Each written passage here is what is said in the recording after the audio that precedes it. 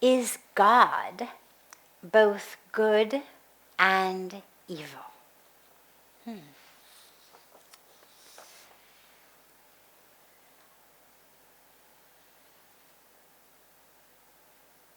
God is everything, but evil arises. Evil arises out of ignorance. In the Hindu tradition, we don't speak about evil as evil because what we believe is that the core of who we are is pure and perfect and divine. We've been created not just by the divine, but of the divine, which means that who you are is divine, is pure, is perfect, is not just good, but is capital G good. It's beautiful, perfect. But then we have ignorance. And the ignorance is that which says, I am this body. And when we say body, we don't just mean neck down. We also mean that which exists inside our skull. And that's the brain. And the brain is the medium through which we experience our mind, our thoughts, our emotions, our identities. And when we identify with all of that, we start to identify with what we want, who we think we are, whether by my color, by my race, by my religion, by my socioeconomic status, by my power. We identify by things that have happened to us, that we are impacted by. So if I was abused, for example, I'm much more likely to abuse someone. Not because I'm an evil human being, but because the abuse created a sanskar in me, a pattern in me, a belief system in me that leads me to abuse others or abuse myself through addictions, alcoholism, whatever it may be, self-destructive tendencies. Now, none of that is evil. It's I've identified with something that's happened. It happened to my body, but I've identified it as myself, and I act on it. When I identify as a wronged party, I identify as a victim, for example, well, I'm then going to act to get back what I think you've stolen from me. So if I feel like a victim, you've stolen from me, you've lied to me, you've cheated me. Maybe I'm going to do something really horrible and kill you. Maybe something not quite as horrible and just hit you in the face. Nonetheless, they're on the spectrum of what you could call evil. Certainly killing you is evil. Hitting you might be considered evil.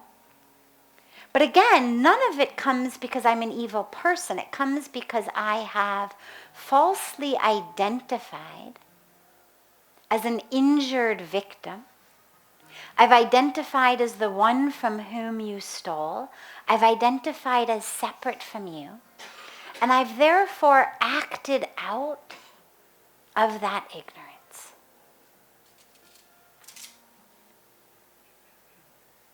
If you look at all of that which we consider evil in the world, it all arises out of ignorance.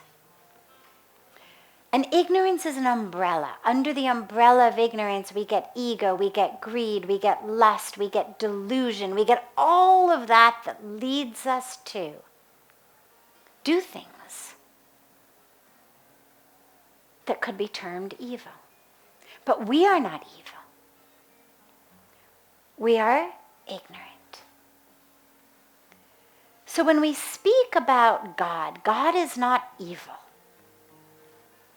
We are not evil. Even people who do evil things are not evil. They are ignorant. Now, it doesn't mean that we're minimizing the horribleness of what they've done. It doesn't mean that we're minimizing the punishment that they should receive, karmic punishment as well as legal punishment. But it means that there isn't a gene that's evil. There's genes that impact our brains in different ways that make it less easy for us to connect and empathize with others, easier for me to harm others, but that's not evil. That's deficient. That's defective, not evil.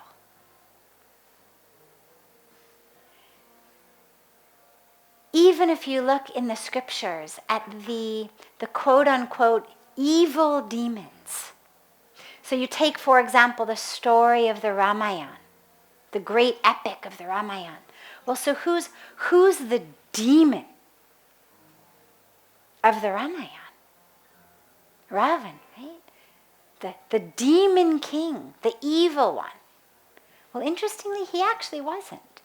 He was actually a brilliant Vedic scholar.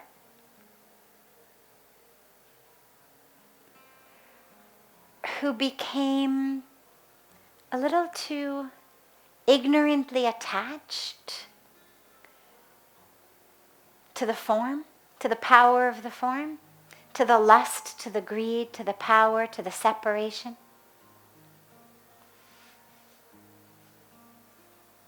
To the victimness of how dare you harm my sister. To the whole story that led to the evil acts stemmed not from evil inside, but from ignorance.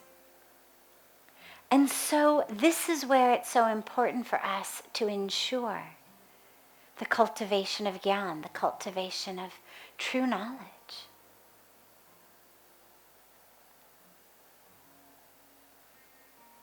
That's where we emphasize the path of wisdom. Yes, being kept from evil is a separate benefit, but the path of wisdom is the path that takes us to know the truth of who we are, to experience the divine.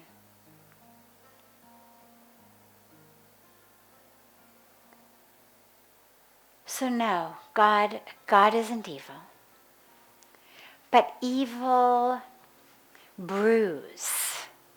Evil acts brew in ignorance. And that's why wisdom is so important. Gyan is so important. Light is so important. So if you ever find yourself either on the verge of doing something that you know is evil, or feels evil, or with someone who you think is going to do something that seems evil, rather than telling them what horrible people they are or telling yourself what a horrible person you are, see what you can do to bring about wisdom. See what you can do to lessen the death grip on ignorance that they're holding. And whether wisdom can begin to blossom and brew there.